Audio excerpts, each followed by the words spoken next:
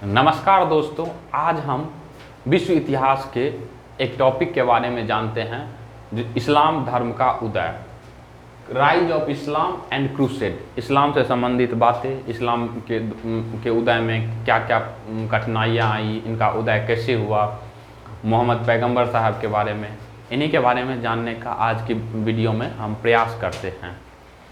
तो दोस्तों, पहले हम जान लेते हैं सऊदी अरब के बारे में। यहीं पे मक्का और मदीना दोनों है और यहीं से इस्लाम धर्म का उदय माना जाता है। दोस्तों, शुरुआत में जो है इस्लाम धर्म में सऊदी अरब में ये मरुस्थल इलाका है और हम जानते हैं यहाँ पे खजूर की खेती होती है और ऊँट का दूध मिलता है।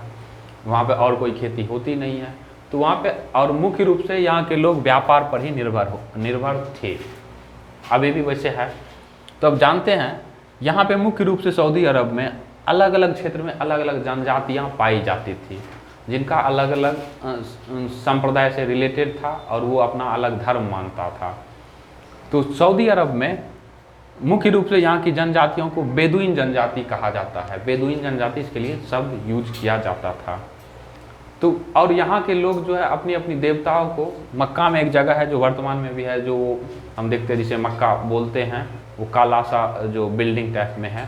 शुरुआत में वहाँ पे सभी जनजाति के लोग अपने अपने देवताओं को वहीं रखते थे और मूर्ति पूजा करते थे और वहीं पे उन लोग का पूजा वगैरह होता था, धर्म कर्म का जो भी काम होता है। तो अब हम जानते हैं मुख्य रूप से सऊदी अरब जो है, इसके उत्तर में भूमध्य सागर है, दक्षिण में अरब सागर है, पूरब में फारस की खाड़ी और पश्चिम में लाल सागर, ये इसके चारों तरफ है। सऊदी अरब में ये मक्का है और यहाँ पे इसी से थोड़ी दूर हट के मदीना है। अब हम जानते हैं जो इस्लाम धर्म का उदय कैसे हुआ। देखिए, वहाँ के लोग पहले, जैसे मोहम्मद साहब भी जो थे, वो शुरू में व्यापार पर ही निर्भर थे। तो व्यापार पर जो निर्भर थे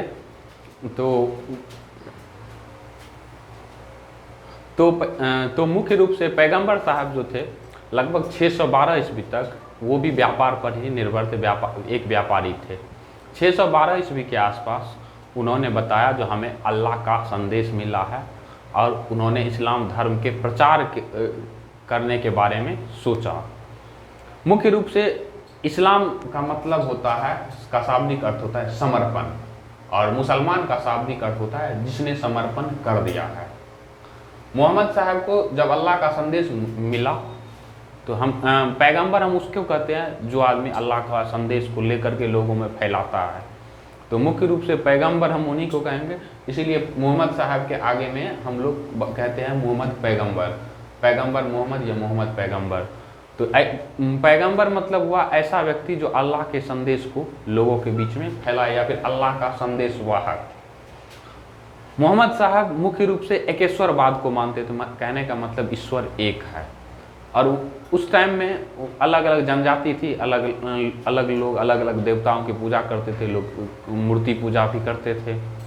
उन्होंने लोगों को धीरे धीरे अपना, जब उन्हें इस्लाम का, अल्लाह का संदेश मिला तो वो लोगों में प्रचार करने लगे इस्लाम के बारे में।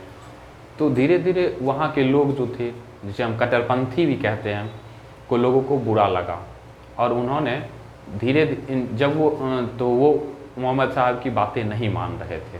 मोहम्मद साहब की बात मानने वाले शुरुआत में दो आदमी थे, एक उनके चाचा थे अबू तारिक और एक उनकी पत्नी खादीजा थी। जब धीरे धीरे वो इस्लाम का प्रचार कर रहे थे और लोगों को बुरा लग रहा था, तो लगभग 622 ईस्वी के आसपास लोगों ने उन पर जानलेवा हमला करने की कोशिश की। जब जानलेवा हमला करने की कोशिश की गई तो धीरे धीरे मोहम्मद साहब वहाँ से मतलब उसके कुछ दिन के 622 ईस्वी के आसपास मोहम्मद पैगंबर पर जब हमला हुआ तो वो मक्का को छोड़ करके मदीना चले गए। जब वो मदीना चले गए तो उन्होंने देखा वहाँ भी अलग अलग जनजाति थे और अपना काम ऐसे ही करते थे। अलग अलग जनजातियों के बीच में अपने वर्चस्व को लेकर के संघर्ष चलता रहता था। तो वहाँ पे जाने के बाद मोहम्मद साहब वहाँ पे लोगों के बीच में उनके झगड़ों का सुलझाने के लिए पंचायती का काम करते, मतलब पंचायत क्या करते थे। इससे लोग उससे धीरे धीरे प्रभावित होने लगे, क्योंकि जब मोहम्मद साहब मक्का से मदीना गए थे तो क्योंकि यहाँ पे मक्का में भी उनके कुछ लोग थे, समर्थक कुछ ना कुछ हो ही जाते हैं। और चूँकि उनकी पत्नी और चाचा मर गए थे तो वापस से वो मदीना गए थे। मदीना में उनके जो भी समर्थक थे थोड़ा बहुत उनके साथ वो मदीना को चले गए। और मदीना में उन्होंने देखा लोगों के बीच में अलग अलग जनजातियों के बीच में अपने वर्चस्व की लड़ाई होती थी, किसी न किसी कारण से लड़ाई होती रहती थी। क्योंकि वहाँ के लोग मुख्य रूप से व्यापार पर ही निर्भर थे, तो मोहम्मद साहब उन लोगों के बीच में लड़ाई का सुलह करने के लिए, नॉर्मली भाषा में उसे पंचायती भी बोलते हैं, सुलझाने का काम किया करते थे। इससे धीरे धीरे लोगों का मोहम्मद साहब के प्रति विश्वास बढ़ने लगा और वहीं पे उन्होंने धीरे धीरे इस्लाम धर्म का प्रचार किया। धीरे धीरे लोग उनकी बातों में आए और इस्लाम धर्म को मानने लगे। उनके समर्थकों की संख्या बढ़ने लगी। जब समर्थकों की संख्या बढ़ने लगी, और दूसरी बात ये थी जो मक्का के लोग जो मदीना होते हुए ही व्यापार किया करते थे, इन रास्तों से ही उनको पार करना होता था। तो जब उनके समर्थकों की संख्या बढ़ने लगी तो उन्होंने मक्का से जो लोग मदीना की तरफ होते हुए जाते थे, मोहम्मद साहब ने अपने समर्थकों के साथ मिलकर के उनके साथ लूटपाट करना शुरू किया। और धीरे धीरे चूँकि लोगों का व्यापार जो है बंद हो रहा था, अब बार बार किसी का व्यापार लूट जाता है। कोई व्यापार करने के लिए गया सामान लेकर के और रास्ते में उनको लूट लिया गया, इस वजह से उनको प्रॉब्लम होती थी और लोग, उनके बीवी बच्चे भी भूखे मरने की स्थिति में आ रहे थे। और जब वो लोगों को जो लूटते थे उसके लिए उन्होंने एक शब्द दिया, जिहाद। जिहाद का मुख्य रूप से मतलब होता है, जिहाद का मतलब होता है आत्मरक्षा के लिए किया गया युद्ध। और वो लोगों को लूट लिया करते थे। अब धीरे धीरे लोगों में डर बढ़ने लगा, समय बीतता गया, लोग धीरे धीरे उनके सामने में आत्मसमर्पण करने लगे। उन्हें लगा जो मतलब हम इधर से जा रहे हैं, हमारा व्यापार ही नहीं चलेगा तो फिर रहेंगे हम कैसे, जिएंगे कैसे। तो 622 ईस्वी के आसपास आते आते वहाँ के लोग, मोहम्मद साहब 630 ईस्वी तक आते आते लोगों ने, 622 गलत हमने कहा, 630 ईस्वी के आसपास आते आते मक्का के लोग जिसे हम मुख्य रूप से मक्कन लोग कहते हैं, मोहम्मद साहब के सामने में घुटने टेक दिए और इस्लाम धर्म को कबूल कर लिया। धीरे धीरे लोग इस तरह से हमने देखा जो मतलब मोहम्मद साहब जो थे उनका कब्जा मक्का से लेकर के पूरा मदीना तक हो गया। अब धीरे धीरे समय बीतता जा रहा था। चूँकि उन्होंने उस समय में मोहम्मद साहब द्वारा जो आक्रामक रूप अपनाया गया था उन्हें हम जिहाद कहते हैं, और जिहाद का मतलब होता है आत्मरक्षा के लिए किया गया समर्पण। अब इसे आप अपने हिसाब से सोच सकते हैं, ये आत्मरक्षा के लिए किया गया समर्पण है या फिर कुछ भी। क्योंकि हमारे देश में ये भी देखा गया, जैसे भगवान बुद्ध थे, महावीर थे, वो भी अपना अपना धर्म के प्रचार किए थे और लोगों ने उनको माना था। और हो सकता है वहाँ की परिस्थिति अलग हो और लोगों ने उसको नहीं माना, ना मानने के कारण उन्होंने ज़बरदस्ती उन लोगों पे आक्रमण किया और इस्लाम धर्म को कबूल करवाया। और चूँकि जिहाद शब्द जो मोहम्मद साहब ने दिया था, इसका आगे चल के हम हिस्ट्री में पढ़ते भी हैं। बाबर ने भारत में युद्ध के दौरान जिहाद शब्द का यूज किया था, जिसके वजह से उन्हें विजय मिली थी। अब हम जानते हैं इस तरह से 630 तक जो है वो लोग मान गए थे और उन्होंने इस्लाम को कबूल कर लिया था।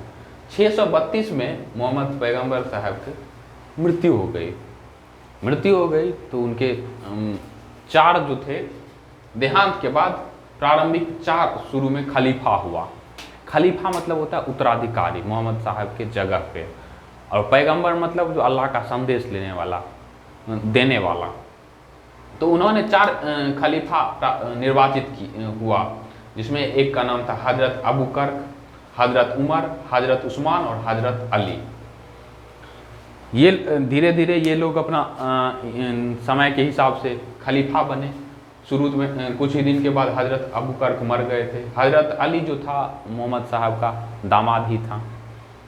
इस बीच इस्लाम में टाइम बीतता गया, इस्लाम ने बड़ा रूप ले लिया। इसने मिस्र, सीरिया, इराक, ईरान जैसी पुरानी सभ्यताओं को जीत करके वहाँ पे इस्लाम धर्म का पूर्णतः प्रसार कर दिया, और इस्लाम एक बहुत बड़ा धर्म धीरे धीरे समय के हिसाब से बन चुका था। अब एक बात आती है, जो मोहम्मद साहब के समर्थक जो थे, मोहम्मद साहब के साथ गए थे, तो इस्लाम में उनके लिए एक वर्ड यूज किया जाता है, मुरजियान, मुरजिरियान, मुहजिरियान, मुहजिरियान।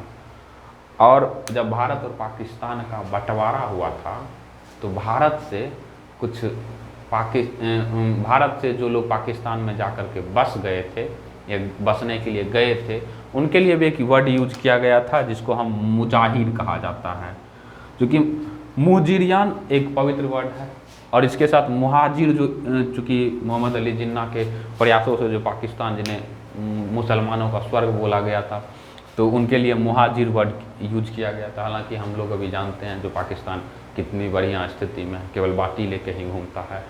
ठीक, तो अब हम जानते हैं, एक मिनट रुको। हाँ, तो 632 ईस्वी के आसपास जब मोहम्मद साहब की मृत्यु हो गई, तो हमने जाना जो हजरत अबू बकर, हजरत उमर, हजरत उस्मान और हजरत अली जो थे, ये उनके खलीफा हुए। हालांकि 661 ईस्वी तक आते आते खलीफा का पद जो है वो वंशानुगत हो गया था। 661 के बाद उमैया वंश जो थे, उमैया वंश ये खलीफा रहे। उसके बाद फिर अब्बासी खलीफा ने अपना स्थान स्थापित किया, और इस तरह से हम देखते हैं जो खलीफा का महत्व धीरे धीरे बढ़ने लगा था। और इस प्रकार से हमने जाना इस्लाम धर्म के उदय के बारे में। अब आगे की क्लासेस में हम इससे रिलेटेड और कुछ जानकारी लेकर के आप लोगों के सामने उपस्थित होंगे। मिलते हैं अगले वीडियो में। थैंक यू, जय हिंद।